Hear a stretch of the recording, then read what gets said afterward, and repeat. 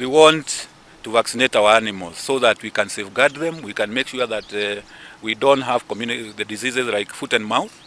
And the vaccines which we are using, as I said earlier, are based here, are made here in Kivavapi, and they have been making vaccines since 1964.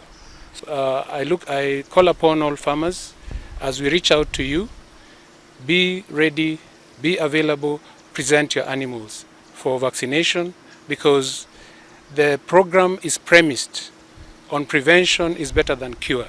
We are also engaging the counties, the governors and other stakeholders to make sure that they are involved in the vaccination campaign. When it is rolled out in January, we will be going out and also talking to our livestock keepers and everybody so that to make sure that we are together.